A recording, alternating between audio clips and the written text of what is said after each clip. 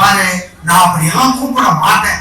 அதனாலதான் உன்னை அன்பா செல்லமா பஞ்சு பஞ்சு கண்ணுன்னு கூப்பிட்டேன்.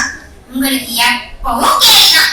அது சரி மச்சான், இந்த கோமாளி விஷயத்தோட எங்க போறீங்க?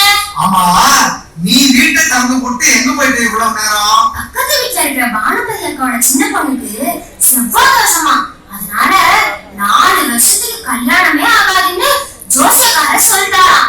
அதுக்கு பரிகாரம் பண்ணலான்னு பேசிக்கிறாங்க. அத போய் பார்த்துட்டு வந்தியா? அத போய் பார்த்துட்டு வர்ற அளவுக்கு நான் என்ன முட்டாளா? அப்புறம் செவ்வாய் தோஷம் புதன் தோஷம்னு எதுவும் கிடையாது. ஜோசியக்காரன் சொல்றத நம்பி பொண்ணு வாழ்க்கைய பாழாக்கிடாதீங்க. அதெல்லாம் மூட நம்பிக்கை. என்ன பாருங்க, நான் ஒரு ஜாதி, என் கணவர் வேற ஒரு ஜாதி. நாங்க 2 பேரும் விரும்பி ஜாதி மறுப்பு திருமணம், அதுவும் சுயமரியாதை. ராமனே பிச்சைக்காரன் தானா? என்னப்பா கிண்டலா பண்ற? நான் கிண்டல் பண்ணல, பக்திக்காக பகல் வேஷம் போடுறவங்க தான் கிண்டல் பண்றாங்க. அதுல கூட பாருங்க, ராமர் மாதிரி அனுமார் மாதிரி வந்துதான் பிச்சை எடுக்கிறாங்க. ஏன்னா ராவணன் மானமிகு மாவீரன், எங்கேயும் எப்பவும் அவன் பிச்சை எடுக்கிறதே இல்லை. என்னப்பா சொல்ற? இலங்கையை ஆண்ட அந்த மாவீரன் பேர் சொல்லிதான் இங்க சில பேர் பிச்சை எடுத்துக்கிட்டு இருக்காங்க. நமக்கும் தெரியும்ல யாரு பிச்சைக்காரன்னு. ஆனா அதை விடப்பா சொல்லி இருந்தா அப்ப சொத்துன்னு விடுந்த மாதிரி திடீர்னு வந்து என் பேரன் சுந்தரத்தை தேவையே என்ன விஷயம்? என்ன அஞ்சல, யாருகிட்ட பேசிட்டு இருக்க? அடடே வாப்பா கோமாளி தம்பி. இந்த தம்பிய உங்களுக்கு தெரியுமா? நம்ம பேரன் சுந்தரத்தோட ஃப்ரெண்டு. இவர் பேரே நல்ல தம்பி. எப்பா நல்ல தம்பி, என் பேரனை கல்யாணம் பண்ணிக்க சொன்னா ஏதா தலைவர்களை கூப்பிட்டு கல்யாணம் பண்ணிக்க போறேன்னு அடம் பிடிக்கிறானப்பா. நீ கொஞ்சம் எடுத்து சொல்லக்கூடாது?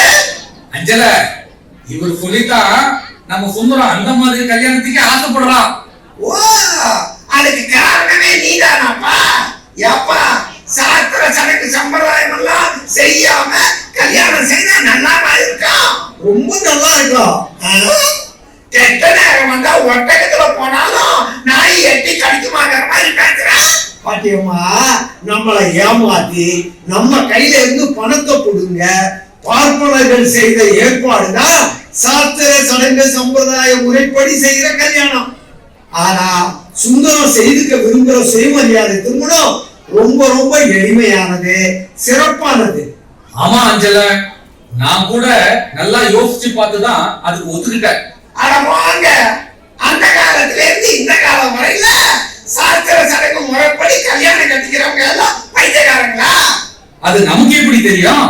ஏப்பா சாஸ்திர சடங்கெல்லாம் செய்யாம கல்யாணம் பண்ணா குடும்பம் வளங்குமா? ஏன் வளங்காது? பாத்தியம்மா, கடவுள்னு சொல்ற ராமருக்கு சாஸ்திர சடங்கெல்லாம் செய்துதானே கல்யாணம் நடத்துறதா சொல்றாங்க. அட அது ஏன் ஹரிச்சந்திர மகாராஜாவுக்கு சாஸ்திர சடங்கோட தானே கல்யாணம் ஆச்சு. என்ன இப்படி கேக்குற? அது மட்டும் இல்ல, நல மகாராஜா தமைனிய சாஸ்திர முறைப்படிதானே கல்யாணம் செய்துட்டாரு. ஆமாப்பா ஆமா. நல்ல தங்களுக்கு எப்படி சாஸ்திர சடங்கு சம்பிரதாயத்தோட தான் கல்யாணம் நடந்தது. 33 கோடி தேவர்கள் திம்புரரு அவரு இவருன்னு எல்லாரும் வந்து வாழ்த்துனாங்க. நீ பார்த்த? ஆமா, நான் சின்ன பொண்ணா இருக்கும் போதே பார்த்தேன். இவங்க எல்லாரும் அஞ்சலிக்கு அழைப்பு கொடுத்து கூப்பிட்டாங்க. இந்த அம்மா கல்யாணத்துக்கு போனாங்க, பொய் எழுதிட்டு விருந்து சாப்பிட்டு வந்தாங்க. ஆனா நான் தெருக்கூத்துல பார்த்தத சொன்னேன்.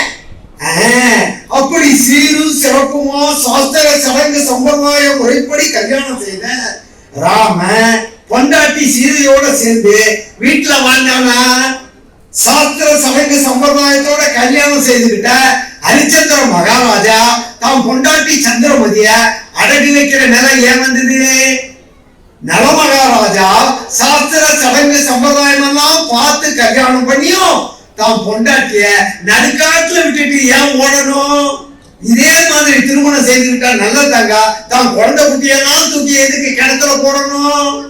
இங்க பாருங்க, இன்னைக்கும் சாஸ்திர சடங்கு சம்பிரதாயம் எல்லாம் பார்த்து 4 நட்சத்திரம் எல்லாம் பார்த்து தாலி கட்டின பல பேரு கோர்ட் வாசல்ல விவாகரத்தை கேட்டு நிக்கிறாங்களே, அது ஏன்? என்ன செய்ய? அவங்க பொல்லாத நேரம் நான் பேச ஓட்டையா, நாலு பக்கமும் ஓட்டையான்னு ஆயிடுச்சு. பாட்டிமா, திருமணம் எப்படி நடக்குதுங்கிறதுல இல்ல, ஒருத்தர் புரிஞ்சுக்கிறதுலயும் உரிமைகளை விட்டு கொடுக்கறதுலயும் தான் இருக்கு வாழ்க்கை. விருப்பப்பட்டு ஒத்து போனா சேர்ந்து வாழவும், விருப்பப்படலேன்னு விட்டு விலகிக்கவும் வாய்ப்பு கூட இப்பதான் கிடைச்சிருக்கு. அதுக்கு முன்னாடி நீங்க சொன்ன சாஸ்திர சடங்கு சம்பிரதாயப்படி நடக்கிற திருமணத்துல மாட்டிக்கிட்ட பெண்கள் ரொம்ப ரொம்ப மோசமான நிலைமைக்கு ஆளானாங்க. பாட்டியம்மா, நீங்க சொல்ற கல்யாணம் எப்படி நடக்கும்? ஒரு நல்ல நேரத்துல ஐயர் மந்திரம் எல்லாம் சொல்ல, யாரை வளர்த்தி தாலி எடுத்து கொடுத்து வந்திருக்கிற எல்லாரும் அச்சகம் போட்டு ஆசீர்வாதம் பண்ணா ஆஹா ஓஹோன்னு நடக்கும். அஞ்சல, ஆகா ஓகோலாம் இல்ல. ஐயர் யாகம் வளர்த்துறேன்னு ஏதோ குச்சியெல்லாம் போட்டு கொளுத்தி புகைய உண்டாக்கிட்டாரு. கண்ணெரிச்சலோட தான் என் கல்யாணமே நடந்ததுப்பா. அது மட்டுமா, பருப்புல போட்டு சாப்பிட வேண்டிய நெய்ய நெருப்புல போட்டு, உலையில போட்டு வடிக்க வேண்டிய அரிசிய அச்சதேங்கிற பேர்ல அடுத்தவர் தலையில போட்டு, மந்திரங்கிற பேர்ல புரியாத மொழியில எதையோ சொல்லி கெட்டி மோளங்கிற பேர்ல ஒரு எச்சலோட வேர்க்க விறுவிறுக்க நடந்திருக்குமே. ஆமாப்பா. ஆனா சுயமரியாதை திருமணம் எல்லாருக்கும் வசதியான நேரத்துல நமக்கு விருப்பப்பட்ட நாள்ல தலைவர்கள் அறிவுபூர்வமான செய்திகளை சொல்லி மணமக்கள்னு சொல்ற இணையர்கள் ஒப்பந்த உறுதிமொழி ஏத்துக்கிட்டு மாலை மாத்திக்கிட்டா போதும், திருமணம் முடிஞ்சுது. எனக்கு கல்யாணம் நடக்கும்போது இப்படி எடுத்து சொல்ல ஆள் இருந்தா நானும் சுயமரியாதை திருமணம் தான்பா செஞ்சிருப்பேன். என் பொல்லாத நேரம் வேண்டாதற்கு பிள்ளைய வச்சு எங்க ஆத்தா எனக்கு காண்டாமிருகம்னு பேர் வச்சு உங்களுக்கு என்ன கட்டி வச்சுட்டாங்கன்னு சொல்ல வரீங்களா? இல்ல அஞ்சல, சிக்கனமா சீர்திருத்த முறையில சிறப்பா நடந்திருக்குன்னு சொல்றேன். அதான் முடிஞ்சு போச்ச. இப்ப பேரன் சுந்தரத்தோட கல்யாணத்தை எப்படி செய்யறதுங்கிறத பத்தி நம்ம வீட்டுல உள்ள எல்லாரும் கலந்து பேசி முடிவு செய்வோம். அதுவும் சரிதான், நல்லா யோசிங்க. நான் சொன்னேங்கிறதுக்காக ஏத்துக்காதீங்க. உங்க அறிவுக்கு எது சரின்னு படுதோ அதை செய்யுங்க. சுந்தரம் வந்தா நான் வந்து போனேன்னு சொல்லுங்க. நான் போயிட்டு வரேன் பாட்டிமா. போயிட்டு வாப்பா, நல்ல தம்பி. ஆமா ஆமா, நல்ல தம்பி. அங்கேயே நில்லு, வந்தனா தலைய சீவி புடுவாச்சு.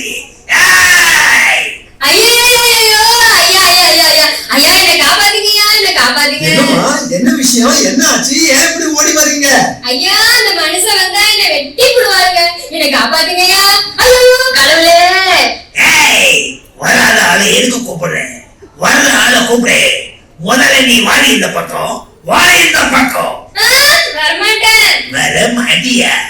இன்னைக்கு உன் தலைய சீவாம விட மாட்டேன். யோ, தள்ளி போயா. அடியே மாரியதா, காளியதா, மம்மாயி, சங்கிகர்பா, முருகன்யம்மா, முனீஸ்வரா, முருகா, கந்தா, கடம்பா, பழனியாண்டவா, புள்ளையாரப்பா, ஏழுமலையானே. இந்த மனுஷனுக்கு என்னைக்குதான் நல்ல புத்தி கொடுப்பீங்களோ? லோவா? என்ன கொண்டு போய் லோல வச்சிட்டியா? இந்த சாமியை வந்து எனக்கு நல்ல புத்தி கொடுக்கறதா இருந்தா நான் என்ன அவ்வளவு பெரிய முட்டாளா? இல்லையா, டீச்சர் வாழ தூக்கிட்டு இந்த அம்மா விரட்டிட்டு வரிய. நீ யாரு? இந்த அம்மா யாரு? எதுக்காக இந்த அம்மா விரட்டிட்டு வர? அத சொல்லியா? இவன் என் புருஷன், நான் பொண்டாட்டி. அடிச்சி, நான் புருஷன், அவ பொண்டாட்டி. ஏன் உளற? அவ எனக்கு தாலி கட்டின பொண்டாட்டி. அட, பொம்பளைங்க எப்ப தாலி கட்ட ஆரம்பிச்சாங்க? அட இல்லையா, நான் அவளுக்கு தாலி கட்டி இருக்கேன். நான் அடிப்பேன், வெட்டுவேன், குத்துவேன். ஏன் எதுக்கு ஒரு பையன் கேட்க முடியாது. ஓஹோ, தாலி கட்டிட்டா பொம்பளை எது வேணாலும் செய்யலாம்னு நினைச்சுக்கிட்டியா? அதுக்கு தானே இவளை தாலி கட்டி கூட்டியாரு. ஏப்பா, தாலி என்ன பொம்பளைய அடிக்கிறதுக்கும் உதைக்கிறதுக்கும் வாங்கி வச்சுக்கிட்ட லைசன்ஸ் நினைச்சியா? அப்புறம் எதுக்கு தாலி கட்டுறதா? அவளுக்கு கல்யாணம் ஆயிடுச்சு, நீ எப்படிதான் தெரியறது? அது சரி, உனக்கு கல்யாணம் ஆயிடுச்சுங்கிறதுக்கு என்ன அடையாளம் வச்சிருக்க? எனக்கு எதுக்கு அடையாளம்? பொட்ட கல்ல அவளுக்கு தாயா அதெல்லாம். அவங்கள கல்லு உனக்கே தேவையில்லைன்னா அவங்களுக்கு மட்டும் எதுக்கு? சங்கரி சாங்கல என்ன கல்லுன்னு சொல்ற? பரவாயில்ல இருக்கட்டும். ஆமா, உன் பேர் என்ன? என் பேரு சிங்காரம். இந்த அம்மா பேரு? அவ பேரு அலங்காரம். அப்ப உன் புள்ள பேர் என்ன பலகாரமா? இல்ல, என் பொண்ணு பேரு முத்தாரம். அடடா, சிங்காரம், அலங்காரம், குழந்தை முத்தாரம். ஆமா, உங்களுக்குள்ள என்ன விவகாரம்? அதை கேட்க நீ யாரியா? நான் இவளை வெட்டாம விட மாட்டேன். இந்த மனுஷன் எப்பவும் இப்படிதாங்க. கோவம் வந்தா ஐயனார் மாதிரி அருவாளை தூக்கிடுவாரு. அருவா வச்சிருக்கிற ஐயனாரு அந்த அருவாவை வெட்டி நான் பார்க்கவே இல்லை. ஐயனாருக்கு தான் நாம கடா வெட்டிக்கிட்டு இருக்கோம். அதை விட இவன் என்ன அக்குறும்பு செய்திருக்கா தெரியுமா? சொன்னாதானே தெரியும். ஐயா, நான் நல்லதுதாங்க செய்தேன். ஏய் நிறுத்தி, என்ன பெரிய நல்லது? எனக்கு தெரியாத நல்லதா? சரி, நீதான் சொல்லு. அந்த அம்மா என்ன செய்தாங்க? முதல்ல நான் சொன்னதை அவ கேட்கல. அப்படி என்ன சொன்ன? பொண்ணு முத்தாரத்துக்கு கல்யாணம் பண்ணலான்னு சொன்னாரு. நல்லதானே சொல்லியிருக்காரு. அப்படி சொல்லியா சிங்க குட்டி? வாய முடியா மண்ணான் கட்டி +2 பரீட்சை எழுதி முடிச்சுக்கிற பொண்ணுக்கு கல்யாணம் பண்ணலான்னு ஒத்த கால நிக்கிறாரு. அதுல என்ன தப்பு?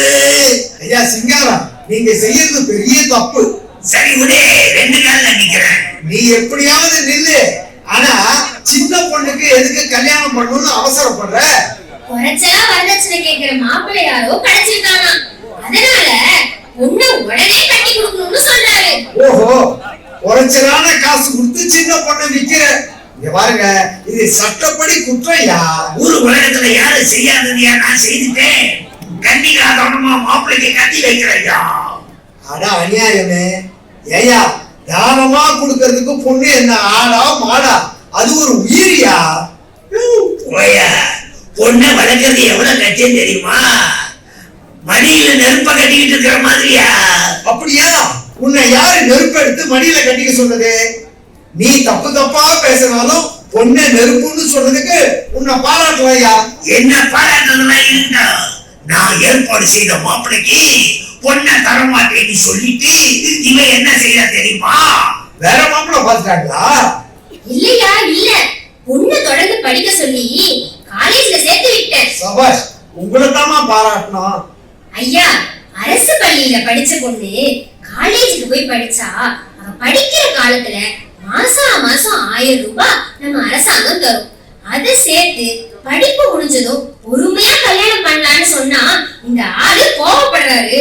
நம்ம திராவிட மாடல் ஆட்சியில பெண்களின் நலனுக்காக உருவாக்கப்பட்ட புரட்சிகரமான திட்டம் இந்த புதுமை பெண் திட்டம். ஒரே நிறுத்திய பொம்பளை படிச்சிருந்தா தாலிக்கு தங்கம் தந்தாங்க. இப்ப தங்கம் கிடைக்காது. ஓஹோ, தாலியே கட்டாம திருமணம் செய்யறவங்க அந்த தங்கத்தை வாங்கி என்ன செய்வாங்க? என்னமோ செய்துட்டு போறேங்க. உனக்கு என்ன? என்னமோ செய்யற தங்கத்தை விட படிக்கிற பொண்ணுடைய பேங்க் அக்கவுண்ட்ல பணம் இருந்தா அந்த பொண்ணுக்கு திருமணமே ஆகாம போனாலும் வாழ்க்கைக்கு அது பயன்படுது இல்லையா? ஓ, அதுக்குதான் இப்படி செய்தாங்களா? ஆமா, சின்ன வயசுல பொண்ணுக்கு திருமணம் செய்தா கருத்தரிக்கிறதுல இருந்து குடும்ப பொறுப்பு வர எல்லாத்துலயும் குழந்தை சிரமப்படும். அதனாலதான் பெண்ணுக்கு 21 வயசுக்கு மேல திருமணம் செய்யணும்னு சொல்றாங்க. முன்னாடியே கல்யாணம் செய்தா பின்னாடி நீங்க தான் சிரமப்படணும். அதனாலதான் இந்த அம்மா பொண்ணை தொடர்ந்து படிக்க ஏற்பாடு செய்திருக்காங்க. பொண்ணு படிச்சுட்டா மட்டும் என்னத்தை கிழிக்க போகுது? இதுவரையில நீ கிழிச்சதையெல்லாம் தைக்கிறதுக்காக நம்ம பொண்ணு படிக்க போகுது. அடடா, நல்லா சொன்னீங்கம்மா. அலங்காரம். ஐயோ, என்னாச்சு? என்ன மன்னிச்சு. எப்ப நீ எவரோ யாரோ திடீர்னு வந்தாலும் எனக்கு தெளிவா புரிய வச்ச. ரொம்ப நன்றிப்பா. ஐயா சிங்காரம், இந்த மாதிரி அறிவு ஆயுதத்தை கையில தூக்காம அறிவு ஆயுதத்தை பயன்படுத்தி சிந்திச்சு பார்த்து உங்க செய்கையை மாத்துங்க. ஒன்னும் ஒரு கண்ணுங்கிறத மறந்துடாதீங்க. ரொம்ப நன்றிங்க, நாங்க வர்றேங்க.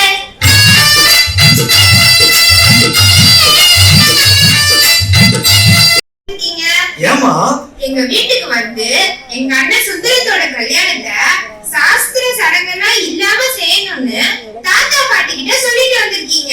அதுல என்னமா தப்பு? அண்ணன், எங்க அண்ணன் கல்யாணத்தை முடிவு செய்யறதுக்கு நீங்க யாரு?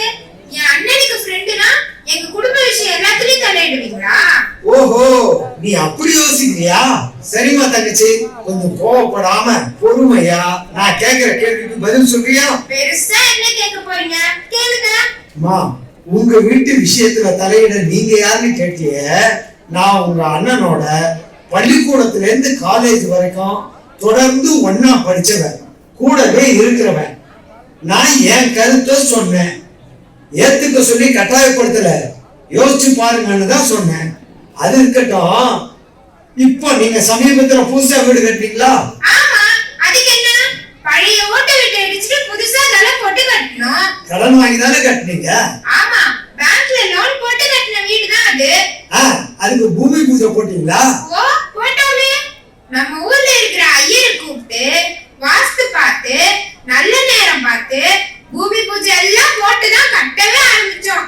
சரி, வீடு கட்டி முடிச்சதும் அதே ஐயரை கூப்பிட்டு நல்ல நாள் பார்த்து கணபதி ஹோமம் பண்ணி கிரகப்பிரவேசம் வச்சோம். நீங்க கூட வந்தீங்களே. சரி, வீடு கட்டி முடிச்சதுமே புதுமணி பொங்கல் விழா வச்சீங்க? இல்ல, வீடு கட்டி முடிச்சு 3 மாசம் பொறுத்து தான் வச்சோம். ஏன் 3 மாசம் கழிச்சு வச்சீங்க? நல்ல நாள் அப்பதான் இருக்குன்னு நாள் நேரம் எல்லாம் குறிச்சு கொடுத்தாரு ஐயரு. அப்படியா? உங்க சொந்த நிலத்துல நீங்க கடன்பட்டு கட்டின வீட்டுக்கு பூமி பூஜை போட நல்ல நாள் பார்த்து புதுமனை புகு விழா பண்ண ஊர்ல இருக்கிற ஐயர் தான் வேணுமா? உங்க வீட்டு விஷயத்துல தலையிட அவர் யாருமா? உங்க சொந்தக்காரரா, இல்ல வீடு கட்டின மேஸ்திரியா, கொத்தனாரா, சித்தாளா, பெரியாளா, இல்ல கடன் கொடுத்த பேங்க்காரா? அவரு சொன்ன நாள்ல தான் எல்லாம் செய்யணும்னு சட்டம் இருக்கா? இல்ல அப்படி செய்யலனா கெட்டது நடக்கும், எதுவும் விளங்காதுன்னு சொல்லுவாங்க. ஐயரை வச்சு செய்துட்டா எல்லாமே நல்லதா நடக்குமா? அதுக்கு அந்த ஐயர் கேரண்டி கொடுப்பாரா? அது எப்படி? ஏமா, ஏசி, ஃப்ரிட்ஜ், டிவின்னு கடையில வாங்குற பொருளுக்கெல்லாம் கேரண்டி கேட்க தெரிஞ்ச நமக்கு ஐயர் சொல்ற அர்த்தமில்லாத மந்திரத்துக்கு அர்த்தம் கேட்க முடியுமா? அவர் குறிச்சு கொடுக்கிற நல்ல நாளுக்கும் அவர் செய்யற பூஜைக்கும் அதுக்கு பிறகு எந்த சிக்கலும் வராதுன்னு ஏதாவது கேரண்டியை எப்போது கேட்டிருக்குமா? சொல்லுமா? அது வந்து நண்பன்னு சொல்ற என்ன வீட்டு விஷயத்துல தலையிட நீங்க யாருன்னு கேக்குறீங்க? உங்க வீட்டு விஷயத்துல தலையிடுற பார்ப்பனரை பார்த்து எங்க வீட்டு விஷயத்துல தலையிட நீங்க யாருன்னு கேட்டுக்கணுமா இல்லையா? ஆனா நீங்களே அவரை தேடி போய் தலையிட சொல்றீங்களே. நாம பிறந்ததுல இருந்து செத்து சுடுகாட்டுக்கு போற வரையில எல்லாமே பார்ப்பனர் சொன்னபடிதான் நடக்கணும்னு அவங்க திட்டமிட்டு நம்மளை ஏமாத்துறாங்க. நாமளும் ஏமாந்துகிட்டே இருக்கோம். என்னென்ன சொல்றீங்க?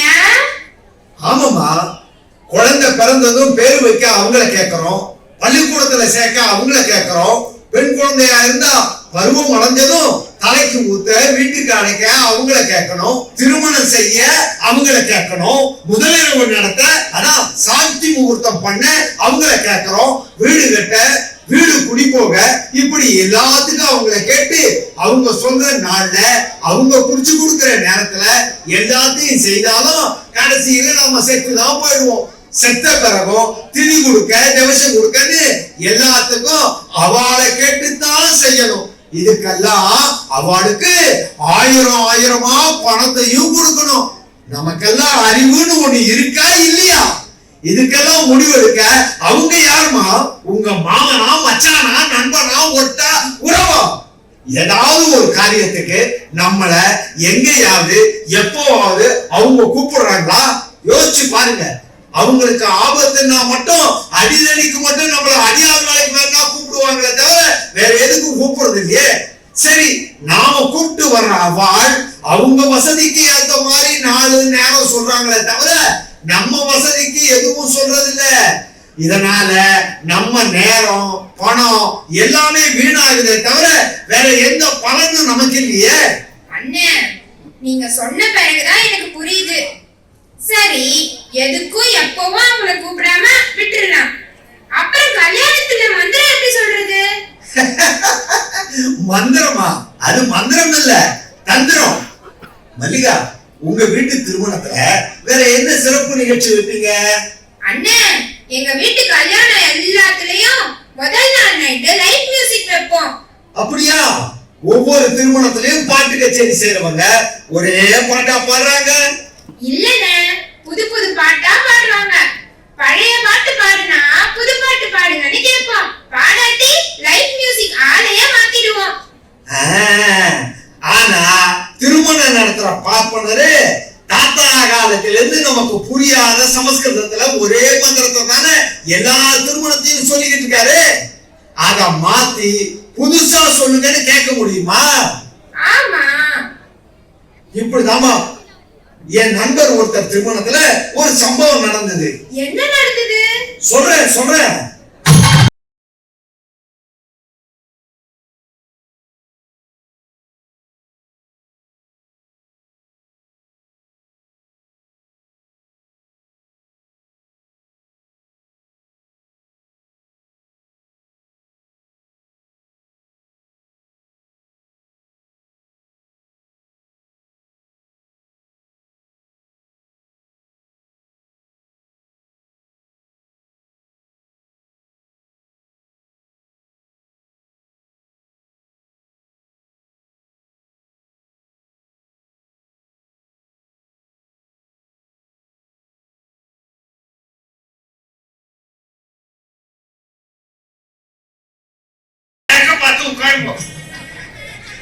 சோமப்பிரதமோ விவித கந்தர்வோ விவித திருத்தியோ அக்னிஷ்டே பரி துரியஸ்த மனுஷக. ஐயரே, மந்திரத்தை நிறுத்துங்க. என்ன எடுத்து மாப்பிள? இப்ப நீங்க சொன்ன மந்திரத்துக்கு என்ன அர்த்தம்? அர்த்தமா? என்ன மாப்பிள தமாஷ் பண்றா? அதுக்கு அர்த்தமெல்லாம் கேட்கப்படாது. பேசாம உட்கார்ந்து நான் சொன்னது செய்யறேன். இப்ப சொன்ன மந்திரத்துக்கு அர்த்தத்தை சொல்லுங்க. சூத்திராலிங்க மந்திரத்தையே காதால கேட்கப்படாது. கல்யாணத்துல இதை உங்க முன்னாடி சொல்றதாலதான் உங்களுக்கு பூணூர் மாட்டி கற்பையில மோதிரம் மாதிரி ஒண்ணு மாட்டி விட்டு மந்திரத்தை சொல்றோம். நல்ல நேரம் ஒன்ன நாளிதான் மந்திரம் சொல்லி முடிக்கணும், அதை கைவிடுவோம். மந்திரம் எல்லாம் உங்களுக்கு கேட்கப்படாதுன்னுதான் இடையில கெட்டி மறந்து மேல சத்தத்தை போட சொல்றது. பேசாம உட்கார்ந்து தாலியை கட்டிட்டு மாட்டு பொண்ணு உங்க ஆத்துக்கு அழைச்சிட்டு போங்க. முடியாது. மந்திரத்துக்கு அர்த்தத்தை தெரிஞ்சுக்காம இந்த பொண்ணு கழுத்துல நான் தாலி கட்ட மாட்டேன். என்ன ஆச்சு? ஏன் பிரச்சனை பண்றீங்க? நல்ல நேரம் முடியறதுக்குள்ள என் பொண்ணு கழுத்தை தாலி கட்டுங்க மாப்பிள. மாமா, இப்ப சொன்ன மந்திரத்துக்கு ஐயரையே அர்த்தம் சொல்லுங்க. நான் தாலி கட்டுறேன். இங்க வாங்க, அர்த்தம் எல்லாம் கேட்டுட்டு அச்சாட்டியம் பண்ணாதே. சமந்தா நான் சொல்றதை கேட்டுட்டு கல்யாணத்தை முடிங்கோ. முடியாது. அர்த்தம் தெரிஞ்சாகணும். நீங்க சொல்றீங்களா இல்ல நானே சொல்லட்டுமா? என்னது? மந்திரத்துக்கு அர்த்தத்தை நீங்க சொல்றா? அபிஷோ போச்சு மாப்பிளைக்கு பைத்தியம் முடிஞ்சுடுத்து. பைத்தியம் எனக்கு பிடிக்கல, இந்த ஐயருக்கு தான் பைத்தியம். அதனாலதான் இந்த மந்திரத்தை சொல்றாரு. பெரியவர்களே, தாய்மார்களே, இப்ப அந்த ஐயர் சொன்ன மந்திரத்துக்கு என்ன அர்த்தம்னு நான் சொல்றேன். இதோ இந்த மணமேடையில் இருக்கிற என் மனைவியாக வரப்போகும் இந்த பெண் முதலாவதாக சோமன் என்பவனுக்கு மனைவியாக இருந்தாங்க. இரண்டாவதா கந்தர்வன் என்பவனுக்கு மனைவியாக இருந்தாங்க. மூன்றாவதா அக்னி என்பவனுக்கு மனைவியாக இருந்தாங்க. நாலாவதா இப்ப கல்யாணம் செய்து கொள்ள போகும் மாப்பிள்ளையான எனக்கு மனைவியாக போறாங்க. பொத்தி வளர்த்த என் பொண்ணு இப்படி 4 பேர் இருக்கிற சபையில தப்பா சொல்றீங்களே, இது நியாயமா மாப்பிள்ள? இந்த கேள்விய நீங்க என்கிட்ட கேட்டிருக்க கூடாது. இப்ப மந்திரம் சொன்ன ஐயரை கேட்டிருக்கணும். ஏன்னா அவர் சொன்ன சோம பிரதமோ விவித்த அப்படிங்கிற மந்திரத்துக்கு இதுதான் அர்த்தம். மாப்பிளைக்கு பைத்தியம் முடிஞ்சுடுது. நான் மட்டும் பைத்தியம் இல்ல, காலாகாலமா இத கேட்டு அர்த்தம் புரியாம ஏத்துட்டு இருக்கோமே நாம எல்லாருமே பைத்தியம் தான். இதுக்கு முன்னாடி 3 கடவுள்கள் இந்த பொண்ணு அனுபவிச்சுட்டு 4ஆவதா மாப்பிள்ளையான நான் மனைவியா ஏத்துட்டு இருக்கேன்னு சொல்ற மந்திரத்தை நீங்க ஏத்துக்கிறீங்களா சொல்லுங்க. நம்மையும் நம்ம வீட்டு பொண்ணையும் இழிவா பேசுற இந்த சடங்கு தேவையா சொல்லுங்க. நாம பணம் கொடுத்து பொருள் கொடுத்து கூப்பிட்ட ஒருத்தன் நம்ம பொண்ண மந்திரங்கிற பேரால தப்பா பேச நாம விடலாமா? இதெல்லாம் எப்படி உங்களுக்கு தெரியும்? இத நானே சொல்லல, லிப்கோ கம்பெனி வெளியிட்டிருக்கிற கீழாத்தூர் ஸ்ரீனிவாசாச்சாரியார் டிஓஎல் எழுதிய விவாக மந்திரார்த்த போதனி அப்படிங்கிற புத்தகத்துல தெளிவா போட்டிருக்கு. யார் வேணும்னாலும் வாங்கி படிச்சு பாருங்க. இப்படி மந்திரங்கிற பேரால நம்ம வீட்டு பொண்ணை இழிவுபடுத்துற இந்த மந்திரமும் சாஸ்திர சடங்குகளும் நமக்கு தேவைதானா சொல்லுங்க. நான் தான் தப்பு பண்ணிட்டேன் மாப்பிள்ள. மந்திரம் எல்லாம் சொல்லி சாஸ்திர முறைப்படி கல்யாணம் செஞ்சாதான் நல்லதுன்னு தப்பா முடிவெடுத்துட்டேன். உங்க விருப்பப்படியே தாலி கட்டாம மந்திரம் இல்லாம எல்லோரும் வாழ்த்த என் பொண்ணை உங்களுக்கு திருமணம் செய்து வைக்க சம்மதிக்கிறேன் மாப்பிள்ள. மணமகளா இங்க நிக்கிற என்ன இழிவுபடுத்துற இந்த சடங்கு திருமணம் எனக்கு வேண்டவே வேண்டாம். நீங்க சொன்ன சுயமரியாதை திருமணம் தான் எனக்கு வேணும். அப்புறம் என்ன 2 பேரும் மனசை மாத்திட்டீங்க? நாங்க 2 பேரும் ஒப்பந்த உறுதிமொழி சொல்றோம். அவ்வளவுதான். ரொம்ப சிறப்பா திருமணம் முடிஞ்சிச்சு. மணமக்கள் வாழ்க! மணமக்கள் வாழ்க!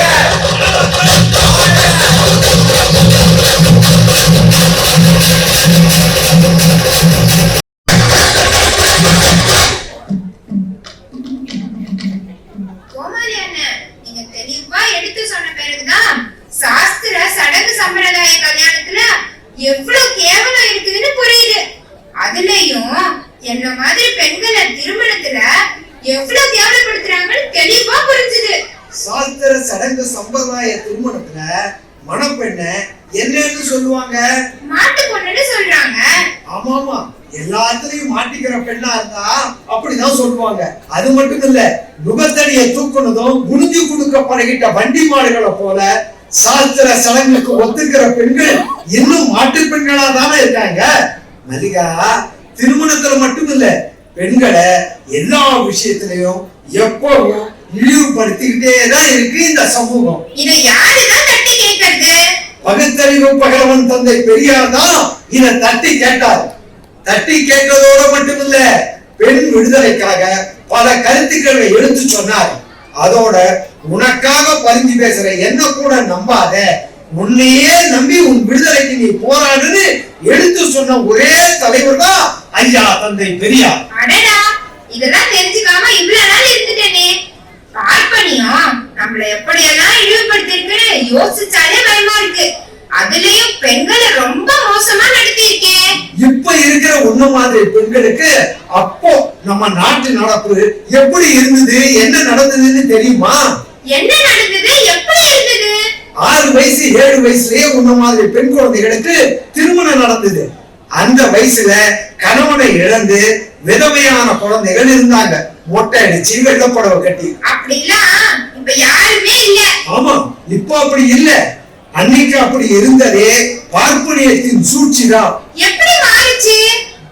134 ஆண்டுகளுக்கு முன்னே, அதாவது 1889ல ஒடிசாவை சேர்ந்த அரிமோகன் மைத்தி அப்படிங்கிற 34 வயசு பார்ப்பனருக்கு 10 வயசான புல்மணிங்கிற குழந்தைய திருமணம் பண்ணி வச்சாங்க. முதலிரவுங்கிற பேர்ல குழந்தை கிட்ட மோசமா நடந்துகிட்டதால 10 வயசான புல்மணி இடுப்பு உடைஞ்சி நாக்கு வெளியே தள்ளி படுக்கையிலேயே இறந்து கிடந்தது. மனைவியின் கன்னித்தன்மை முதலிரவிலேயே அழிச்சு நின்று அந்த காலத்துல ஆச்சாரமா சமூக வழக்கமா இருந்து வந்தது. மணப்பெண்ணின் கன்னித்தர கிழிந்து ரத்தம் சொட்டலைன்னா அந்த பெண்ணை அப்படியே கைவிட்டுற நிலைமையும் இருந்தது. அதுதான் அந்த கால நடைமுறை. அதைத்தான் பார்ப்பனியம் வலியுறுத்துச்சு. அதுக்காக உயர் ஜாதிக்கார எஜமான்களோ மற்ற மதத்தை சார்ந்தவங்களோ வருத்தப்படவே இல்லை. அந்த கொடுமையை கண்டு நம்மள அடிமையா வச்சிருந்த பிரிட்டிஷ்காரங்க தான் 1891ஆம் ஆண்டு ஏஜ் கன்சென்ட் பில் அப்படிங்கிற சட்டத்தை நிறைவேற்றினாங்க. அதுக்கு பிறகுதான் சட்டத்திலேயே 10 வயது போய் பெண்களோட திருமண வயசு 12 வயசா மாறிச்சு. அதை எதிர்த்து போராடினவங்க யார் தெரியுமா? யாரு? பால கங்காதர திலகர், பிபின் சந்திரபால் போன்ற தீவிர தேசபக்தர்கள் தான். பல ஆயிரக்கணக்கான மக்களை திரட்டி மாநாடு கூட்டமெல்லாம் போட்டு இந்த சட்டம் எங்க மதத்துக்கு எதிரானதுன்னு, எங்க மதத்தை பாதுகாக்க எந்த எல்லைக்கும் போகும்னு கூச்சல் போட்டாங்க பார்ப்பனர்கள். இவங்களுக்கு ஆதரவா மத்த மதத்தை சேர்ந்தவங்களும் கூட சேர்ந்தாங்க. இந்திய பண்பாட்டை பிரிட்டிஷ் ஆட்சி சிதைக்குதுன்னு குற்றம் சாட்டினாங்க. பிரிட்டிஷ் ஆட்சி துப்பாக்கியை தூக்குனதும் போராடினவங்க எல்லாம் வாபஸ் வாங்கிட்டு ஓடி போயிட்டாங்க. 1929ல தான் சைல்டு மேரேஜ் ரெஸ்ட்ரிக்டிங் ஆக்ட் என்ற சட்டமும் நிறைவேற்றப்பட்டது. அதுக்கு பிறகுதான் குழந்தை திருமணம் குறைஞ்சது. அட, இதுதான் உண்மையா?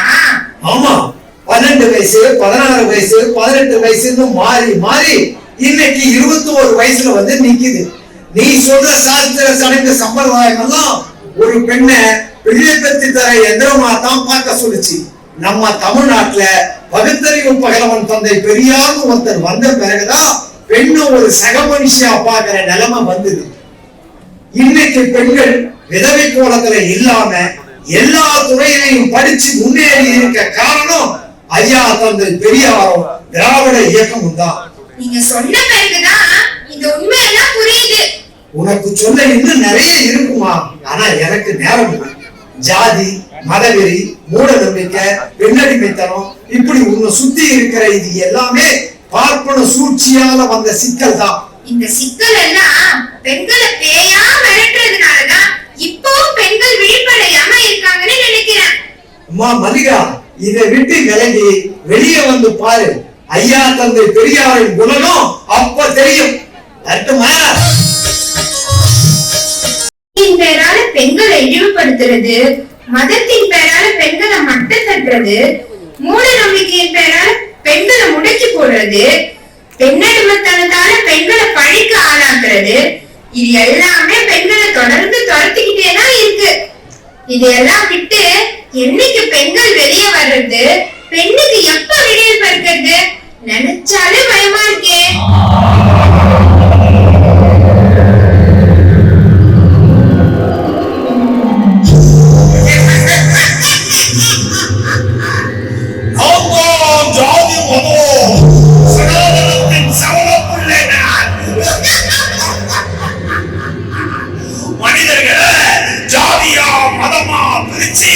ஒருத்தருக்கு ஒருத்தர் அடிமையாக்கி அடிச்சுக்க வச்சு அமுதல் போட வைப்பேன்.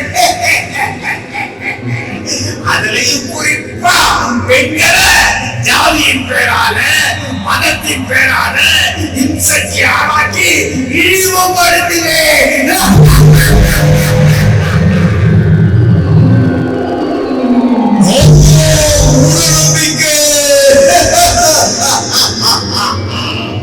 மனுஷனோட மூளைக்கு விலங்கு போட்டு முட்டைகளை ஆக்குவேன். நான் பெண்களை முடிச்சா போதும், நாளுக்கு நாள் வளர்ந்து குடும்பம், குழந்தை, குட்டி எல்லாரையும் என் மலையில விழ வச்சு கவுத்து காலி பண்ணிடுவேன். கடவுள், சாஸ்திரம், சடங்கு, சம்பிரதாயம் சொல்லி சாமானிய பெண்களை சட்டுன்னு கவுத்து பட்டுன்னு அடிச்சிடுவேன்.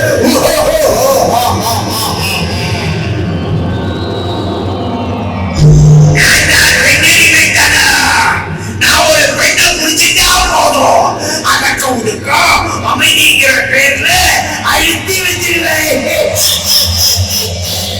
அவனோட ஆசை, கனவு, எண்ணம் எல்லாத்தையும் செலுத்தி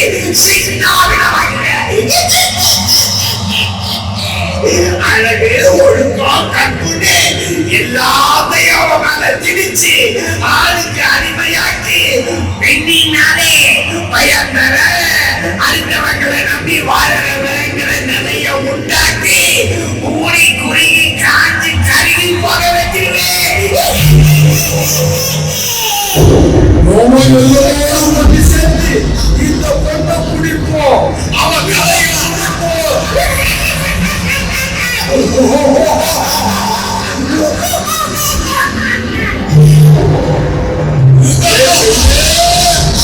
என்ன செய்கிறேன்? ஜாதி, மதம், மூட நம்பிக்கை, பெண்ணடிமைத்தனம் இல்லாத சிந்திக்க தெரிந்த பெண்ணா இருக்கிற என்ன உன்னால ஒன்றும் செய்ய முடியாது. என்ன சொன்னாய்? உன்னை ஒன்றும் செய்ய முடியாதா?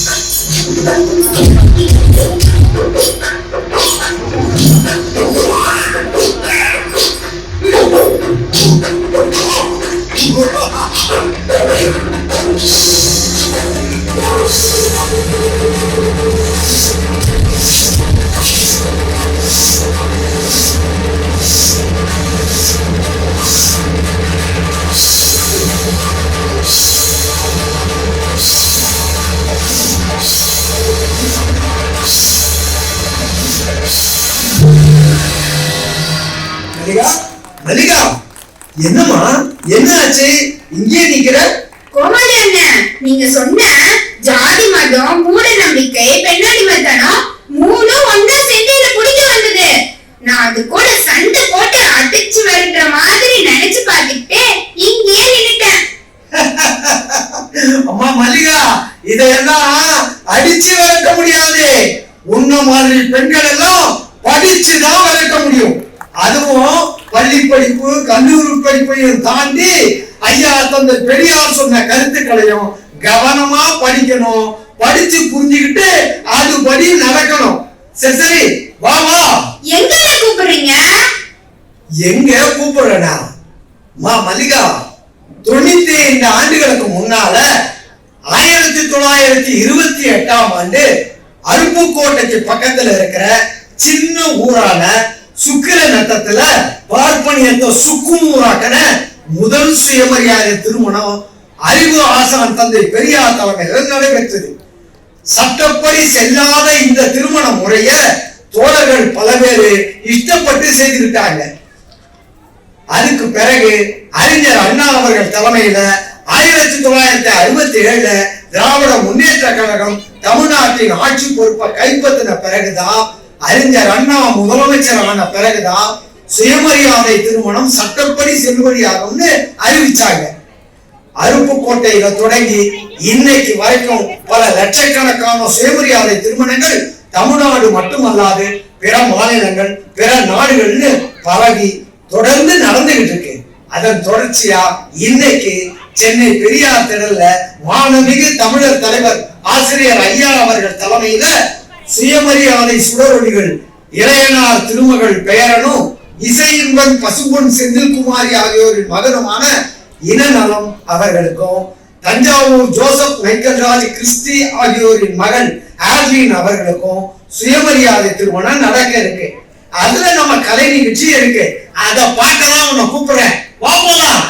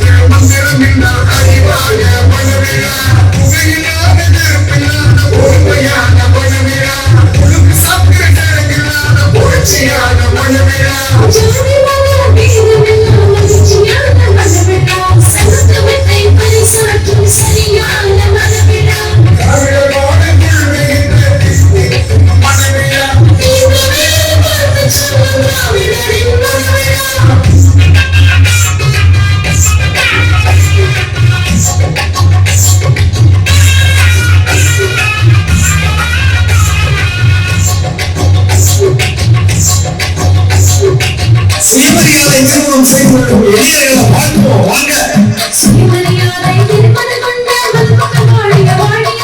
சுத்தமுகத்தும் வாழ்க்கையிலே சுகமாய் வாழிய வாழியவே அன்பு பாடும் கொண்டு வாழிய வாழிய வாழியவே அறிவாசனம் கொண்டு பெரியார் வழியில் அன்புடன் என்று வாழியவே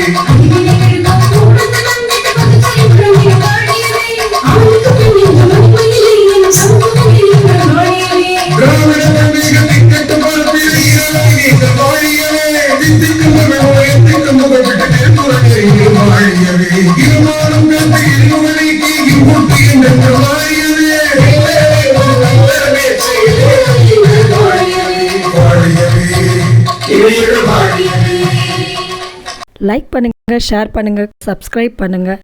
மறக்காம அந்த பெல் பட்டனை கொஞ்சம் அழுத்தி